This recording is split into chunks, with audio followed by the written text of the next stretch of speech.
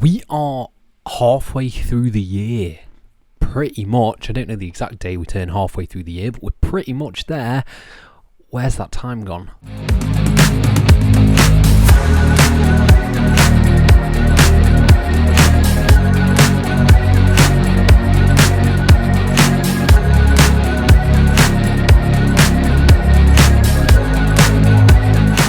Hello and welcome to FTTR, I'm Hugh McQuaid, and today we are talking about the best wrestling matches of 2025 in no particular order, because I am just going to run through a list of my favourite matches of the year, sort of building to the mid-year point. We are here at the mid-year point, and soon people will be wrapping Christmas presents and they will be putting together their end-of-year lists, but to make a change, I've not done one of these before, I'm going to do a mid-year list, a mid-year sort of just breeze through of the matches that I think are the best of the year, and ones you should probably check out if you are unfamiliar. But before we dive into this, please subscribe, please like this video, please comment your thoughts down below.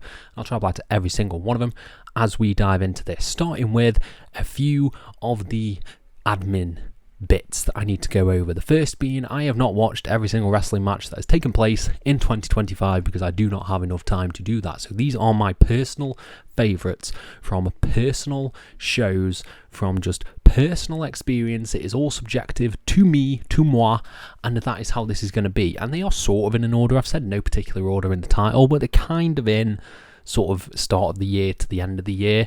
Some of them might be out of whack because I keep a list on my phone. I don't necessarily do it in like a particular order because I sometimes forget to add some on, so I've added some on that I forgot about when I was also researching this list. And the other thing is that we are going from a different range. We have got niche to very well known. There is going to be a big scale in terms of matches that you probably haven't heard of, and ones you should definitely check out. So shall we just dive straight into this? So the first match that I'm going to be talking about is Kenny Omega versus Gabe Kidd from Wrestle Dynasty. Oh boy, did this show kick off the year in a good way, because we were all expecting Kenny Omega's return match to be awesome, and it absolutely was. He was in there with Gabe Kidd, one of the finest wrestlers that New Japan has to offer, and they put on a war. They had an absolute war in the Tokyo Dome, and my god was it satisfying. What a match for Kenny Omega to come back to. It was exceptional, like really exceptional work from Kenny Omega, and the fact that he came back and put on a match of this quality in his first match back from being out with diverticulitis, props to both guys, because this is going to be talked about in end of year lists, guaranteed. Next up we have Leon Slater versus Emerson Jane from NCL 51 from North Wrestling here in the UK, wrestling out of Newcastle. This match, my god, is absolutely fantastic. For anyone who's unaware, Leon Slater has held the North Wrestling title for about 600 days, and he's in there with one of the best wrestlers the UK has to offer in Emerson Jane, and they tore the freaking house down with this match. It was absolutely incredible. It was long, it had great storytelling, it had character, it had everything you could want out of a professional wrestling main event. Like, my god, this match was absolutely exceptional, and I implore you to seek out this match because it is fantastic, and support North, Leon and Emerson, because my god, this match, again, will be talked about at the end of the year. Next up from the New Beginning in Osaka, we have Hiroki Goto taking on Zack Saber Jr. A cathartic, beautiful, poignant match as Hiroki Goto won the IWGP World Championship from Zack Saber Jr. This match was just, this hit me in the feels. As someone who doesn't keep up that much on New Japan, I sort of dip in and out. This match hit me in the right point, and I was just like, this is incredible. They had the incredible story about Hiroki Goto winning it for his dad, and Zack Saber Jr. just, trying to break Goto, and it seems that story's continuing now. Yeah, this was fantastic. This is an absolutely perfect New Japan match, and I can't say enough good things about it. Next up from the Royal Rumble, we have Cody Rhodes versus Kevin Owens in a ladder match. This match was brutal. This was great. This was really good stuff. So brutal that it took Kevin Owens out indefinitely, and I hope he's doing okay because I miss seeing him on my television screen. But yeah, this was everything a ladder match should be. They took insane bumps. There was great storytelling. There was drama. I think Kevin Owens versus Cody Rhodes has been one of the best feuds that Cody's had since returning to WWE, should I say. And I think they tore the house down. This was a fantastic ladder match, and it yeah, it gets forgotten about because of the Jey Uso winning the Royal Rumble. But I think this was easily the highlight of the show. Easily. Next up from AEW Revolution, we have Mariah May versus Toni Storm. The Hollywood ending. I don't think there has been since... I can't even say Gargano and Ciampa. I think probably since MJF and CM Punk, I believe also at Revolution, a more perfect ending to a feud. That being the Hollywood ending. This was just everything we wanted it to be. Brutal, violent, just emotional. Everything you could want out of a pro wrestling match, amped up to 11 with it being sort of Toni Storm and her, over-the-top shenanigans. This was just everything it needed to be, like a picture-perfect ending for the Mariah May and Toni Storm feud, which I think has been exceptional since it started. This was a perfect wrap-up to that, and there's nothing more to say other than this was a timeless ending that will be remembered for a very long time. Next up from Progress Wrestling, Fix Your Hearts, Corin Noir versus Trent 7. Am I biased because Corin Noir is probably my top 3 favourite wrestlers of all time? Maybe. But this match was freaking amazing. This was so good. Hard hitting, great storytelling, just everything you could want out of a Corin Noir match, and it was just in there as a first time ever match against Trent 7, one of the pillars of British wrestling and a member of British Strong Style. Yeah, this clash was incredible. I think some other matches that we're going to talk about in the year may overshadow how good this one was, but seriously, go out of your way to check out this match. One of the best independent wrestling matches you will see all year. And he's made his way onto the list again. We are also talking about Trent 7 here, but we are talking about Trent 7 versus Mark Haskins from Burn It Heart Pro Wrestling in Manchester. The inaugural championship tournament. This was a quarterfinal match. Yeah, a quarterfinal match. And Mark Haskins won, advancing to the finals. This match is incredible. This is everything you want out of pro wrestling. It is hard hitting. It is brutal. There's a great pile driver on the apron which came out of nowhere, which will live rent-free in my head because it happened right in front of me. This was fantastic. This was probably my favourite match of that show, and I absolutely loved it. Absolutely loved it. There are so many highlights from this Burning Heart Pro Wrestling inaugural weekend, like Ethan Allen versus Mark Haskins or Ethan Allen versus Dijak, but this is the match that really stuck with me and I still think about to this day. Absolutely incredible independent wrestling. Next up from WrestleMania, we have Bianca Belair versus Io Sky versus Rhea Ripley. I would argue probably the only good match, this is going to be a hot take, the only good match on the show, the only great match, the only amazing match, because this match was amazing, but I think the rest of WrestleMania was ass. Like actual ass. So this match was an absolute highlight, an absolute treat to just get to see Io Sky and Bianca Belair and Rhea Ripley just tear up the place and kill each other. This was a fantastic triple threat and they just worked so well together. The fact that we've not gotten a proper Io Sky title run is baffling to me because she's hardly done anything. She's just feuded with Rhea Ripley when Bianca Belair is right there to put on that match. Those interactions were the best ones. They had amazing chemistry in that ring and it was demonstrated. I liked Rhea Ripley being in the match as well, but this match was something else and easily the highlight of WrestleMania. Next from AEW Spring Breakthrough, we have Mercedes Mone I versus Athena, the dream match that we have all wanted, and this time it is taking the form of the Owen Hart Cup tournament. This was everything we wanted it to be. This was everything we wanted it to be. It was fantastic stuff, like so good. These two have just unparalleled chemistry. They were doing incredibly creative things in and out of the ring, and they just worked so well together. I can't put over how well they worked together and how much people have been clamouring. There's a reason that people are clamouring for Mercedes Mone I versus Athena to take place at All In. It's obviously not happening now, but people wanted that. They wanted the rematch. People are calling for a best of 7 series, and it's because of how good this match was.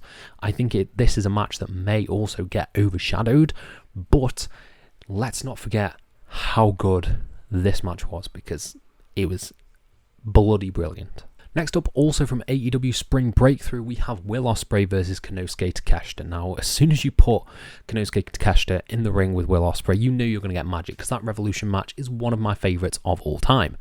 And as much as I don't think this is as good as the Revolution match, It's fucking close. Like, Jesus Christ. The fact that this was on TV as well, so it kind of had probably more time constraints applied to it. They did something masterful. Just absolutely masterful. Just, they managed to get the drama out of every fan in that arena and milked it for everything it was worth. The tension, the near falls, the kickouts, everything was done picture perfectly. And I just want to see this match forever. I just want to see Will Ospreay and Takeshita go at it forever, because this, if they're putting on matches this caliber, I just want to see it. Like, it's mind-blowingly good. Next up from Progress Las Vegas, we have Luke Jacobs versus Michael Ooku. A great independent wrestling match. These two have fought before at the Rev Pro anniversary show. I believe they probably fought before that as well. But this match for me really hit. It was hard-hitting, brutal, as most Luke Jacobs matches are. And the fact that it was in front of a US crowd and they're getting the kind of reactions that people in the Electric Ballroom would give was sensational. Absolutely sensational. And they made me buy into the fact that Michael Ooku could potentially win the Progress World Championship. And it was, amazing stuff. Absolutely amazing. Amazing. Okay, I'm just going to sort of lump these all into one, because there are 4 matches that I'm going to talk about right now. 4 freaking matches from the same show, and that is Progress Wrestling's Super Strong Style 16 tournament. And the matches are Leon Slater versus Michael Ooku, Trent Seven versus Michael Ooku, Luke Jacobs versus Corin Noir, Man Like DeReese versus Leon Slater. So many great matches on the show. I think this is the best Super Strong Style that's happened in years, like actual years. I thought it was, from top to bottom, absolutely stunning. And there are so many matches here that just worked. The Luke Jacobs Corin Noir match is the perfect first act in a story, which we'll get to in just a little bit. The tournament story of Michael Ooku exhausting himself and sort of not being able to get to the final as he's putting in a shift against Leon Slater and Trent Seven. And then you have the amazing final of Boisterous Behaviour going up against each other as Leon Slater takes on Man Like DeReese. There are so many matches here that are just fantastic, and I implore you to check out Super Strong Style 16. I think it is probably top to bottom the best wrestling show of the year. That could be another list, but I think it is right now, like, best of the year. I implore you to check out the show. It is freaking fantastic, and there are so many matches you will remember coming out of it. Next up from AEW Double or Nothing, we have Will Ospreay versus Hangman Page, the Owen Hart Cup Finals. My God, this match was great. There are so many great bits that I can remember from this match. Will Ospreay hitting the hidden blade as Hangman goes for the buckshot. You have them using each other's enemies' moves. Will goes for the V-trigger, and I believe Swerve hits the big pressure. I think that's what Swerve's move's called, on Will as well. Like, there was so much character and story here, and it was just electric. Absolutely electric to watch. I think it's probably the best AEW match of the year right now. There's a lot to beat, and it's really set the stage for what to expect from All In as well. I have no doubt that something will be topped, because Will Ospreay just likes to top himself. He likes to top his matches, and Hangman Page versus Mox could be one of the most beautiful cathartic moments in AEW's history. So yeah, there's a lot of great stuff in this match, and I'm hoping they build on it. Let's hope. Next up, we have WWE Worlds Collide as Chad Gable takes on Vikingo. Now, as you know, I'm not a fan of the AAA acquisition of it being bought by WWE. I'm not a big fan of that, but they put on a killer main event for their first Worlds Collide show. I finally got to see Chad Gable wrestle in like a fast-paced match that isn't kind of like he's walking underwater. He just got to kill it out there with Vikingo, who Vikingo is also working a sort of non-typical WWE style. He's working more of a Lucha Libre style than what luchadors are allowed to do in WWE. So that paired together, this felt the closest to an NXT Black and Gold match that I've seen in a long-ass time, and it was just awesome. It was so cool to finally see, like, oh, they can put on great matches. They can. You don't need interference and shenanigans and bullshit to do your matches. You can just have a fantastic wrestling match and none of the smoke and mirrors, and you can get a reaction out of it, because people were biting on the near falls for this match. They were loving it. They were absolutely loving it. So I hope we get more of this going forward. I hope we get more of this from Chad Gable. Yeah, I think this is easily top 3 best WWE matches of the year and one of the best matches of the year. Next up from Memorial Voyage, we have Ita taking on Yohi in a super awesome, super fast-paced, cathartic win for Yohi as he picks up the GHC Junior Heavyweight Championship.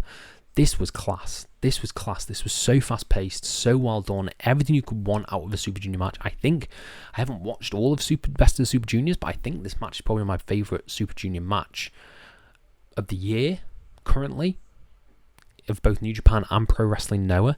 So I think that this is this is awesome. I loved this match, and it's one that I think will definitely fly under the radar if you're not up on sort of Japanese wrestling in general, whether it be Noah or New Japan. I think this is a lot of the Noah matches are probably going to slip under the radar when it comes to the best matches of the year, because not a lot of people watch the product. Same with sort of Tokyo Joshi Pro Wrestling.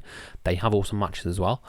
So I think this one will slip under the radar, but I loved this match. I thought it was absolutely class. Next up, also from Noah, we have Azawa taking on Kaito Kiyomiya from Star Navigation. Now, I loved this match. I thought this told a really interesting story with Kaito Kiyomiya's character and his sort of descent into madness and his descent into darkness. But the main reason that this has just stuck with me is it had one of my favourite near falls of the year, and that is where Kaito Kiyomiya has got Azawa down and pinned. He's going to win the title. 1, 2, and before Azawa can kick out, he doesn't kick out. He doesn't have the power to kick out. As he's lying with his back on the ground, he catches the referee's hand and stops him making the pin. Awesome. I thought it was so cool. I've never seen that before from what I can remember, and just seeing it there really struck a chord with me, and I was like, I'm way into this. Azawa, I think, is one of the best characters in wrestling right now, and Team 2000X are incredible. So yeah, go and check out this match. I think it's well worth your time, and I think Noah is well worth your time if you're looking to invest in some Japanese wrestling currently. And the final match that we will talk about as we come to the end of my favourite matches of the year is a match that I was fortunate enough to see live. Corin Noir versus Luke Jacobs from Far From Ordinary People. Their second match was fucking incredible. It was so good that I just, it was mind-blowing. It's probably the best wrestling match that I've seen live. The storytelling, the way it played on the first match, the sort of psychology between the two wrestlers after Cara just sort of lost by the skin of his teeth in the first match, and the confidence building of Luke Jacobs in the match.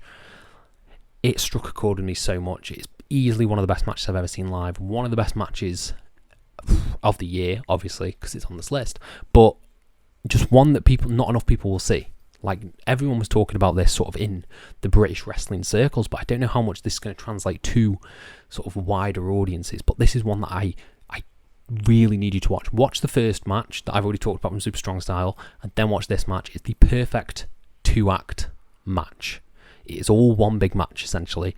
I loved it, and you need to check it out. But that draws us to a close. We've made it. We've gone through my favourite matches of the year. Pretty longest video for me in terms of a list. But I want to know what you guys think down in the comments below. What are some of your favourite matches of the year?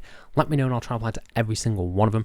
Thank you all ever so much for your support, and have a nice day.